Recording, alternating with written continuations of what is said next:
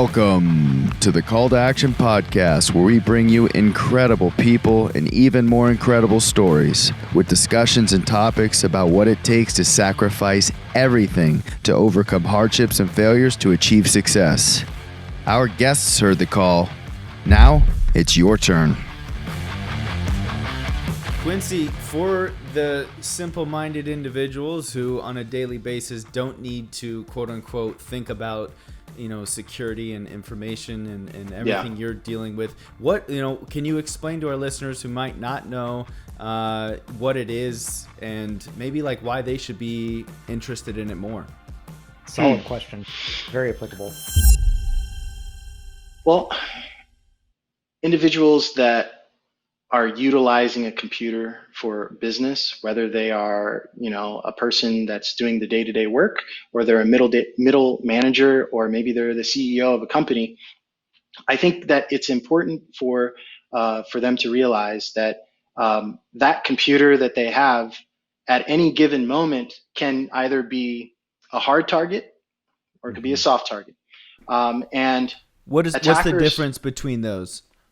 So a soft target is a computer system or mobile system that is easily breached. And why would it be easily breached?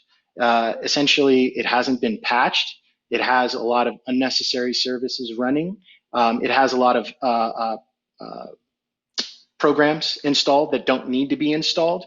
So all of those different activities, whether it's having, I'm sure individuals are like, hey, I don't need to update my operating system. It works just fine. Well, as a security professional, I would say you would be much better off updating your software, whether it's third-party software or OS software, every single time. And, kind of recognizing the fact that ransomware and these other bits of viruses, worms, malware, whatever, can take advantage of these holes that are patched by the updates. So if you're patched, then you're safe. If you're not patched, you're vulnerable and more susceptible to attack. And all it takes is one system on your network to be vulnerable. And once the attackers gain a foothold, they essentially move laterally in your environment, whether it's your home network, or it's your corporate network or your hospital's network or your bank's network. Attackers follow, a life cycle of, gaining access, recon, scanning, gaining access, maintaining access, and then they cover their tracks at the end because obviously they don't want to get caught. So to answer your question succinctly, why should individuals care? It's because their information and their business operations and ultimately, their revenue depends on it. Very, very important to stay abreast of, what's happening around you. And for an individual that's not in the information security realm, I would say just patch your network, patch your stuff, patch your different devices. Take these simple steps. Change your default passwords. At home. You're at home and you get like you've got like a little router, or you've got like a video camera system, or a smart doorbell, or a smart washer or dryer. Those items can get hacked, and if they get hacked, they can then start attacking other devices on your network, or they can be utilized as a botnet to essentially attack corporations or other countries. And make Bitcoins. Yeah, and make Bitcoin.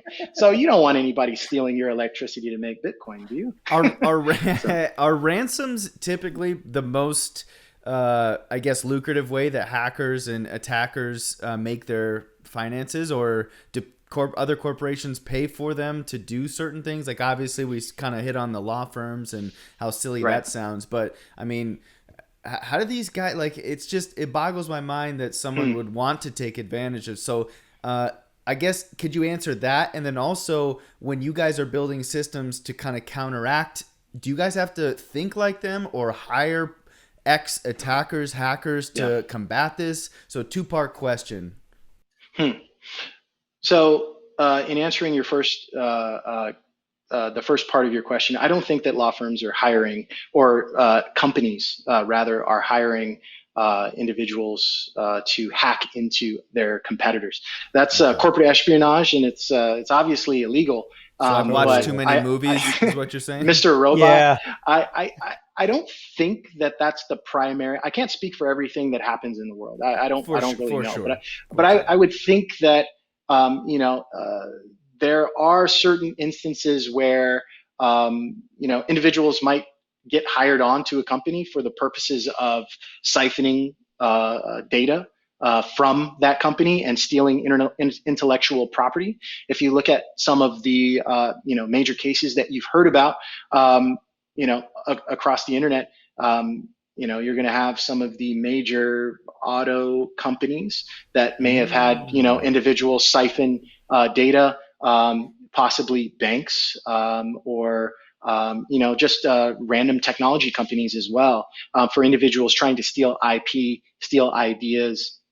And it's unfortunate, but rather than thinking of it from a adversarial perspective, from like a information technology hacking, and trying to gain access to networks, what they do is essentially bring in human beings to do that work there, right? So it's not necessarily a hacking operation; it's more of a infiltration operation from an HR standpoint, which is why it's very important to do your background checks and things like that during your hiring process. And your second question, can you restate that one? Yeah. So I mean, when building a defense mechanism against these, do you have to think like them, or know them, or hire them even to kind of help combat these different types of scenarios that are always adapting, always evolving? They're always trying new things to do the same get the same results. You guys have to stay on top of your game. How do you guys do that?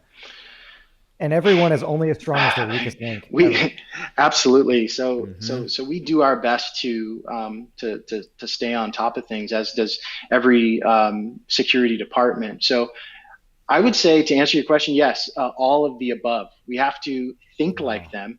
We have to hire on penetration testers, and then we have to we have to think in maybe three ways, or move in three ways. The first way is we have to think like them. So on my staff, I have some individuals that are familiar with penetration testing and familiar with the attack lifecycle that hackers love to follow in order to breach networks. So you're looking at the MITRE attack framework is really good. In prior years, individuals utilized the cyber kill chain, and my team, I essentially am indebted to them every single night that I'm able to go to sleep, because they catch things that I don't. We're very much a team, and it's very important to have that hacker mentality in order to think like the attacker, so that you can prevent stuff. So it's essentially the blue team,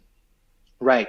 So it's the blue team, the defensive team, versus the red team, which is the hackers and the bad guys. Now, thinking in that further, you also actually have to hire penetration testing companies, or you should hire penetration testing companies to come into your environment and essentially throw the kitchen sink at your environment. And what that means is they're going to come in, they're going to sit down, and they're going to scope out this wonderful engagement for you.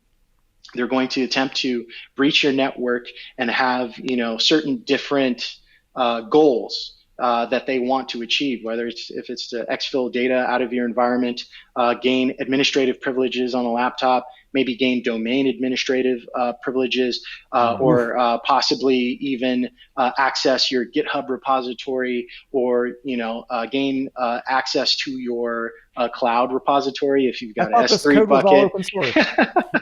Right. Nobody checks it. They just load it into their source code. If it works great. They don't, so you gotta be very careful. And then the third thing that you kind of have to pay attention to is your audit, right? So there's certain things that you should do from a best practice standpoint, and then there are certain things that you have to do from a compliance standpoint. So you have these two different things going on, and they're not mutually exclusive. So you can be very compliant but not have great security, and you can That's have right. great security and then on the other end you're not very compliant with your your client guidelines and Precisely. best practices that are out there. So you have to think with your audit brain and think with your security brain, and then from there, that's when you're going to get a wonderful information security cake, if that's what you want to call it. Can you arrive at some tactics and techniques that people could use that really kind of like marry these two sides?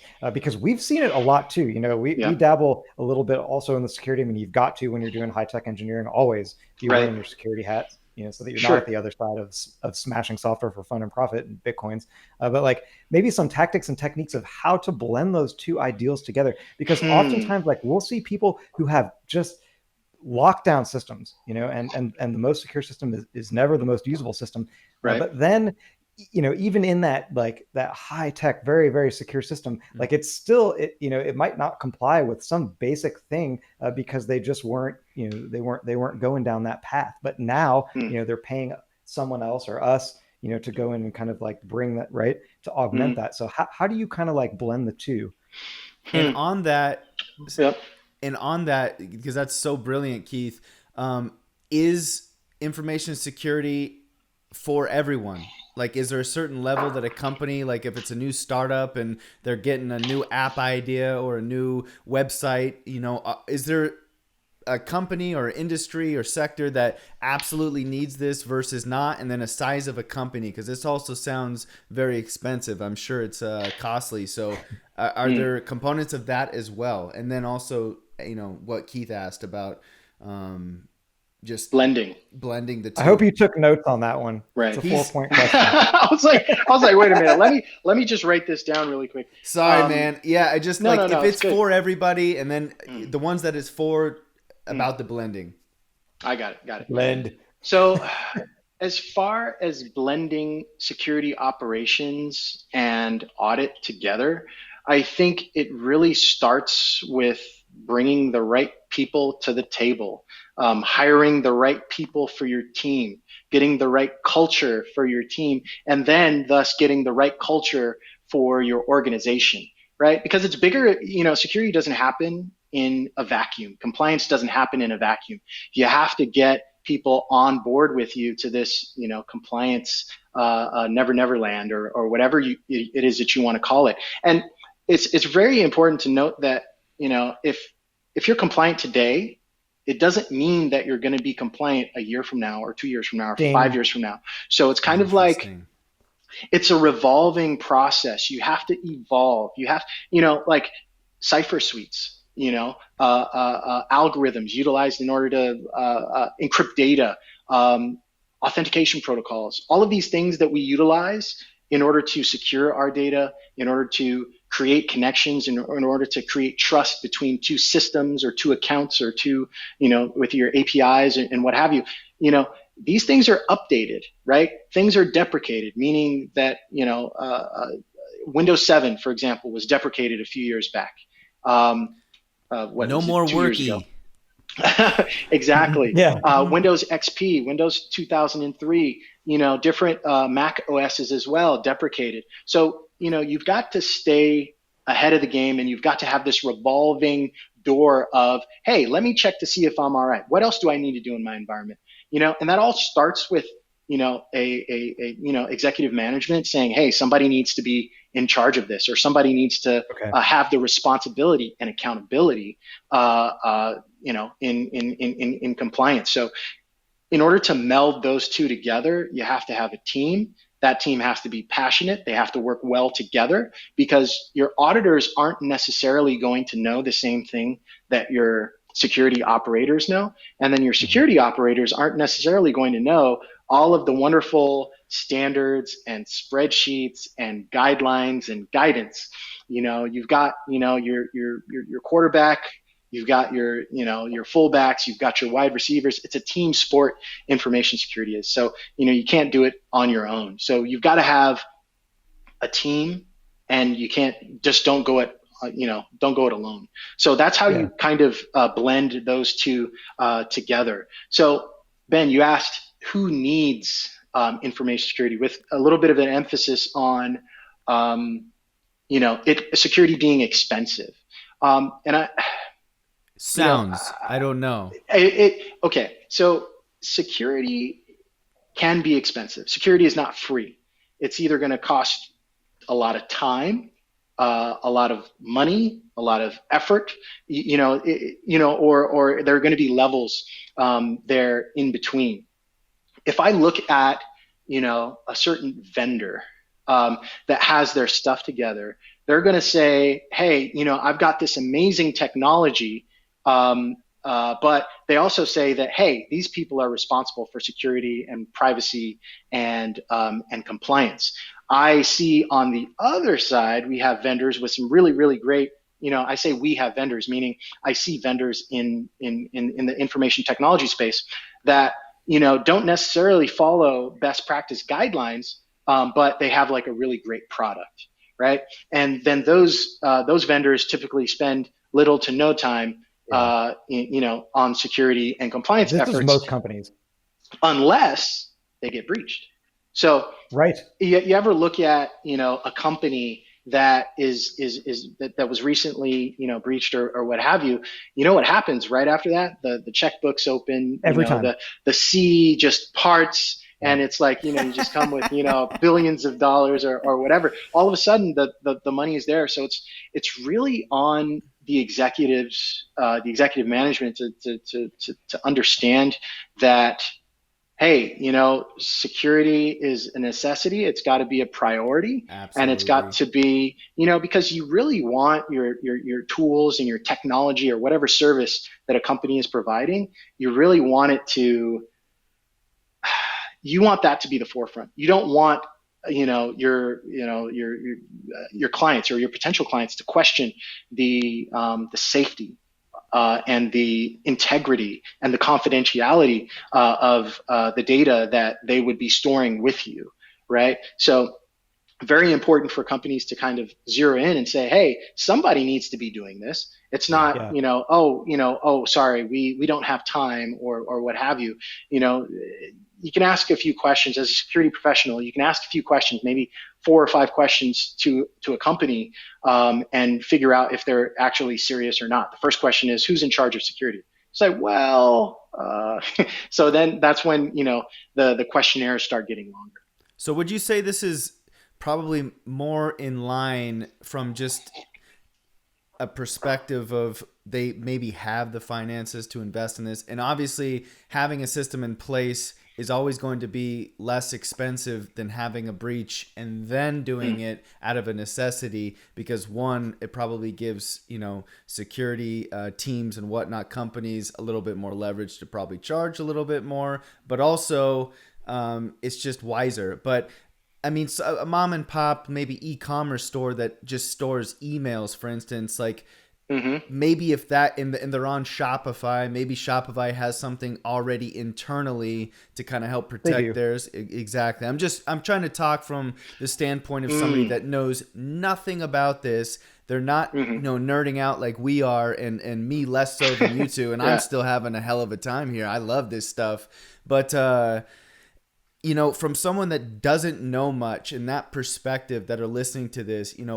if they're an e-commerce store, they're kind of maybe in their first 3 years, maybe they don't need to, maybe they should, but maybe they can't afford it yet. But like, what types of large to medium-sized companies would really benefit from doing this like yesterday? I think, so you kind of asked a 2-part question. So let's take the mom and pop example first. So for a very, very small business, there's some really, really basic things that you can do to up your game from a security perspective. The first thing that you can do, patch your systems. Patch your systems up to the latest patch version, and then check every month to see if there needs to be some updates or patches. If you're using Microsoft, you got Patch Tuesday. If you're using Mac OS, I'm sure they have an equivalent, maybe monthly or bi-monthly. And all you have to do is just select that. All you have to do is select that update button. click it and click it often.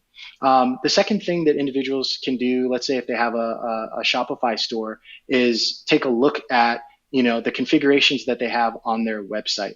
Say, what kind of security type of,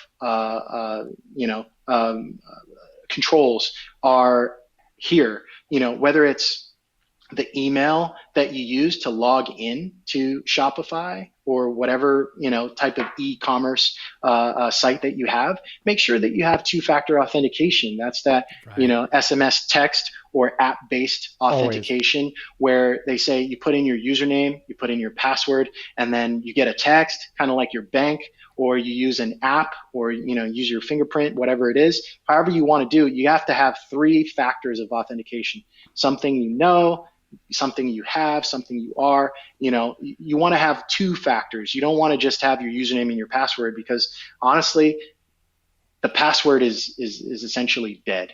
So that's the second thing that you can do, multi-factor authentication for both the Shopify account that you're using and the email account that you're using. So you don't want to have your Gmail or your Yahoo Mail or whatever mail you're utilizing in order to get in unprotected. So you want to have a nice complex password, and you want to also have multi-factor authentication. And the third thing, go ahead.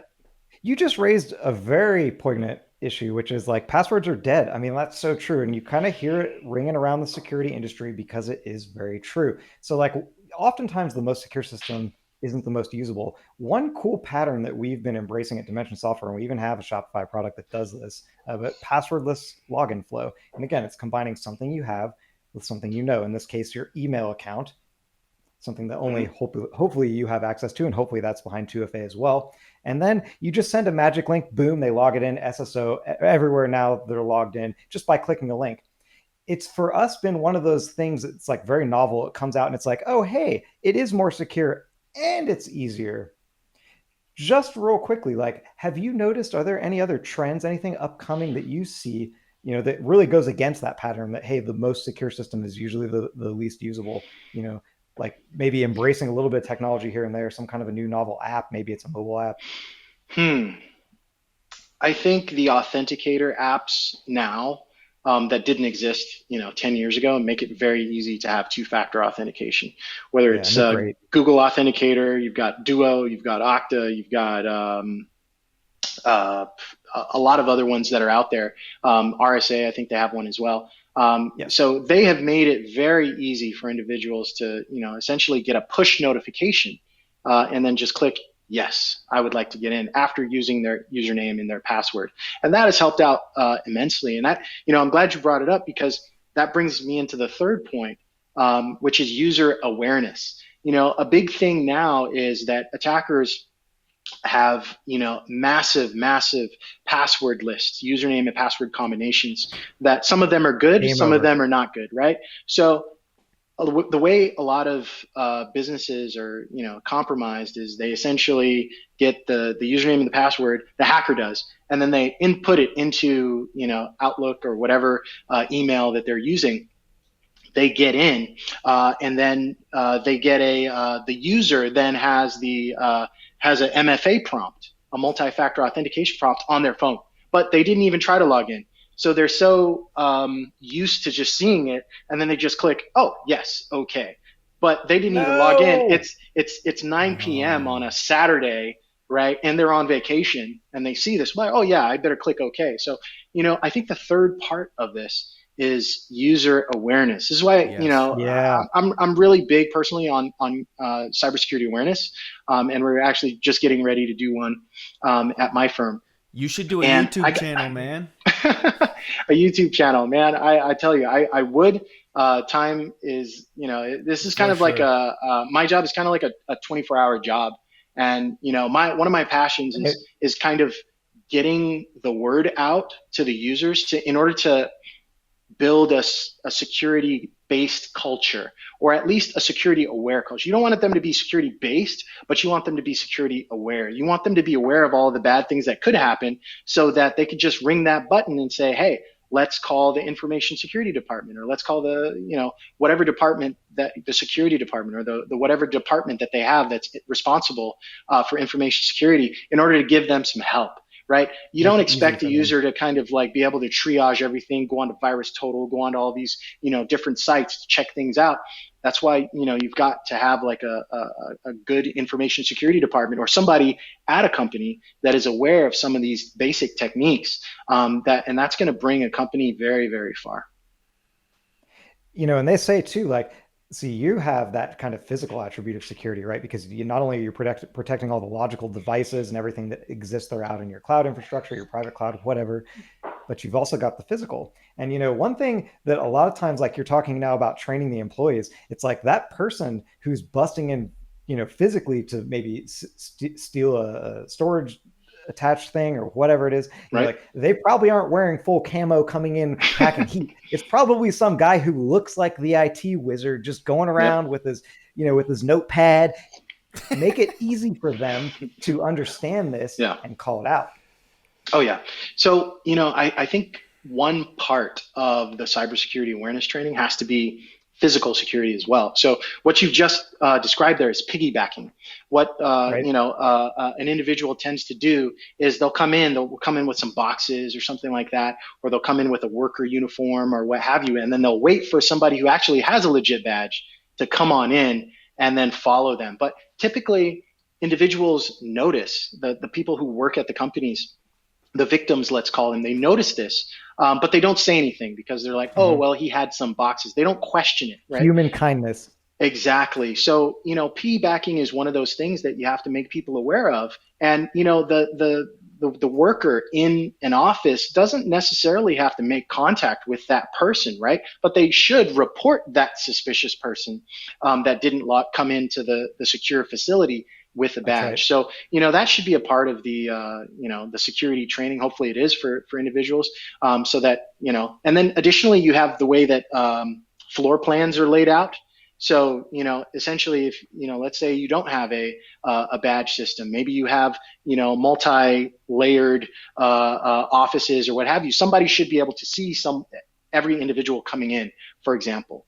Another control is being able to have CCTV. And, being able to send that CCTV signal to someone, maybe have a 24-hour SOC, Security Operations Center, in the building. Maybe it's not a part of your actual company, but it's a service that, everybody in the building pays for example. And then even going down to the mom and pop shop. Let's say that somebody has taken your example of a Shopify store. What can they do there? You're getting your product delivered maybe to your home. Maybe you're just getting started off, but make sure and have one of those lock boxes for the boxes that you've got going on. If you're getting a delivery, maybe CCTV right on the delivery location, so you can get a text notification or push notification once your packages or your products have been delivered to you, so that you can make sure that they're not stolen. That's something that I, hate practical to see, especially with individuals that are, just starting out, and then they just get their stuff stolen. And that's just terrible. So even those are some things security. That you can do. Interesting. Oh yeah. Yeah, for sure. And your Amazon packages, right? You don't want your Amazon stuff stolen either, right? Well, that's what jujitsu's for too. Get them in a nice triangle, and choke them out, Well, you got to be careful where you use it, right? Because there are some really terrible things that can happen. You don't want to bring some fists to a gunfight. And you gotta be careful, right? Neither do you want to bring some fists to a knife fight. I've seen some really cool knife disarms on YouTube, but my advice to anyone, if you're ever about to get into a altercation, don't do everything. Yep. Do everything that you can do to not get in that altercation, and try to remove yourself from the situation, because your stuff, essentially, it's not worth getting hurt over. Or dying over, or what have you. Mm-hmm, for sure. Such sage advice, yeah, especially in today's times. So you've transitioned, into a leadership role. What's the personality type of someone that works with you or under you, and how do you manage straight up nerds, essentially, right? Like we're all nerds here. Well, there are some folks that are really passionate about what they do. So I think as a leader, you have to understand that there are a number of different personality types and different communication mechanisms by which you can utilize. And mechanisms meaning maybe you need to send somebody a Skype message or a Teams message or a whatever Slack message, rather than going to their office, knocking on their door, and talking to them directly, about something that's not very important. Obviously there's a time and a place. You've got to kind of be direct with people. But some people, it just depends. You've got to get to the point, right? But it's all about communication and how you communicate what you need to get done. Managing different personality types, I guess it's become second nature to me. You've got to assume positive intent with anything that somebody is doing. You don't want to just go out and fry people if something goes wrong, because then you don't have an ally, you have an adversary. But on the flip side, you don't want to go too soft as well, because then you're going to run the risk of individuals thinking that you're more of a friend than a leader of a security shop or an IT shop or what have you. So there's a fine, thin balance, and it's kind of like car racing, right? There's always a balance in trying to make that curve at the right speed, and then there are different curves, different elevations, different track surfaces. So what you want to do is go as fast as you need to go in order to get the job done. There are different methods on how to do that, whether it's different methods to communicate with people, or maybe just follow things up with an email if you have to, or what have you, or just sit down and have a drink with them, once every quarter or what have you, if you can do that. You got to build rapport. It's not a one-time thing, this communication thing that I'm talking about here. You're building relationships, and you're building equity in your company, so to speak, by communicating wisely, being succinct, and essentially promoting individuals and giving them the power to do what it is that they need to do. You don't want to, micromanage. You don't want to get in the habit of just taking things away that don't need to be taken away. You've got to do the best that you can to make an ideal situation, whatever it is that means for your organization. Absolutely. Yeah, building equity in the company and building equity in your team. Oh yeah, and that's equity that pays dividends every single day that it's working for everyone. Oh yeah. I mean, the last thing that you want is to be misunderstood, and have a situation where employees are not happy, team members are not happy because what you said or what you did isn't necessarily what you meant. And you've got to be firm when you need to be firm, and you need to be flexible where possible. And you need to make sure that they have the power and the knowledge, right, to go ahead and handle things in the span of their control. Whether if they're a systems administrator, an email person, or an information security operator, they have to be able to make decisions. And individuals that are really, really intelligent and really focused on one thing, you've got to try to push them to be more, do more. And I found that, if you do that, you'll get better results from a retention perspective as a result. Man, yeah. These big unicorn companies, they throw around the word like culture and ecosystem quite a bit.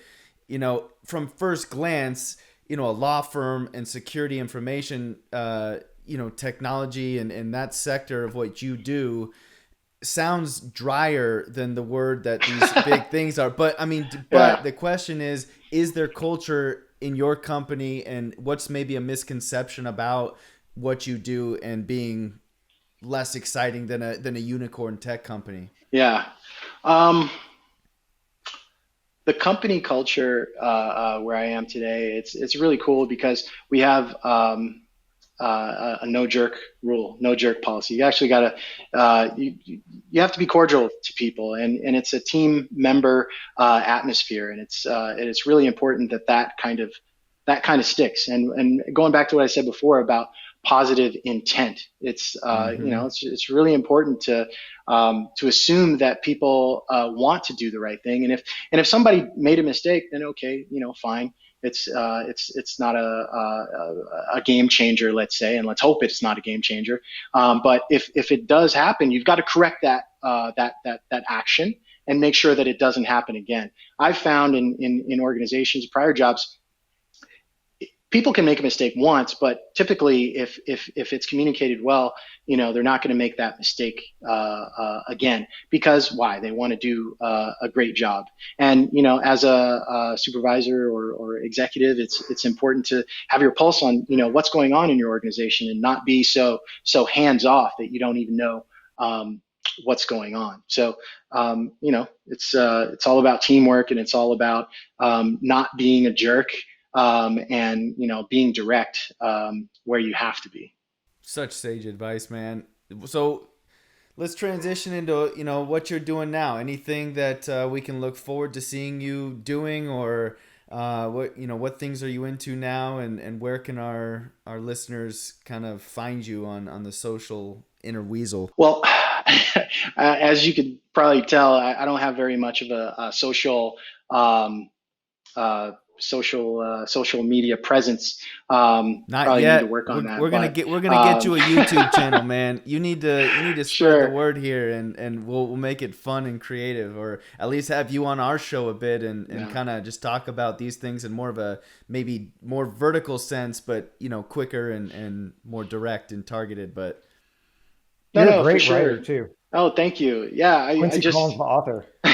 I just remembered I do have a couple of blogs, blog posts that I'm out there. Usually write some stuff on LinkedIn, or I think maybe in the next few months you'll probably see something on Medium.com. I'll probably throw a couple of articles out there. I have actually, it's pretty funny. I have a number of different articles that I just haven't posted anywhere. So you guys have just reminded me that I need to get on my horse a little bit and do that when you can find time. Send them over, man. We'll help you publish them if you wish. For sure, man. For sure. I'd appreciate that, man. It's always a good time. Essentially hanging out with you guys and Blast chatting. It out.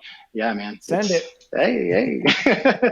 I think I'm probably the most critical of all of the the critics, right, that will probably see anything that I write. So that's probably the reason why I like to kind of perfect things before putting them out there on the web. But yeah, you guys are definitely gonna get me to put some more stuff out there. Look Absolutely. forward to it, man. Well, on this podcast, we have two things that we really enjoy doing, kind of our goals for these episodes. Like, one is to highlight fascinating individuals who stand tall amongst giants such as yourself.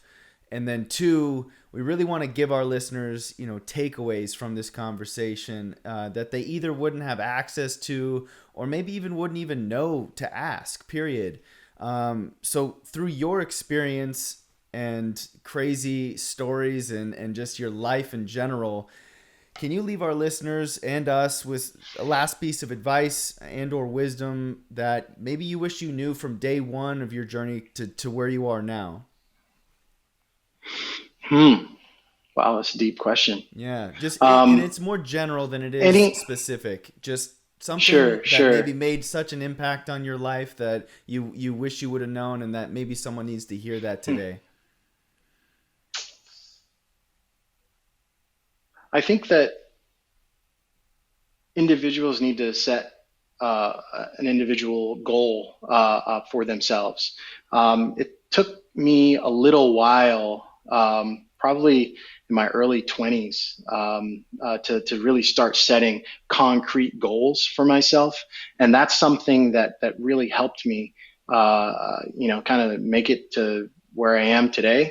And as soon as you goal set and you have that thing in mind, you've got to give energy, you've got to give effort, you've got to, you got to give time to it, because it's kind of like, growing plants and things, growing a tree. It takes time. It starts off as a little seed. But eventually, if you give it enough sun, you give it enough nutrients, you give it enough water, your tree will begin to bear fruit. So don't discount those goals that you might have. Start by creating small goals, and then create bigger goals, and then you'll find that it could become your thing to start achieving more than you thought was ever possible. That's one thing for me particularly, that I wish I would have sat myself down. And who knows, when you're 21, do you listen to anybody? So, but at a certain point in time, it's game time, and you've got to get in the game. You've got to get your goal. You've got to win the game, whatever that means for you, whatever industry you're in, whatever sport you're in, whatever, it is that you want to do in your life, you can do it. It's going to take time. It's going to take effort. It's going to take energy. But you can do it. Just, don't quit. Don't be, the type to just say, I tried, after a day, and then, set it aside, or just read a bunch of literature and about all of these wonderful things and wonderful experiences, and then not doing it. You gotta bring it into action. You've got to join your call to action. Man, you're getting me all fired up listening to that. I'm ready to conquer the world, and it's such truth. If cybersecurity was the name of a superhero, it would be him. He's saving companies millions through his security efforts. Get this man a raise. He heard the call and took action. Quincy, thanks for coming on our show, man. We appreciate you for sharing your incredible story, and we welcome you to the CTAP family. Ow! Fellas, that was beautiful. Thank you.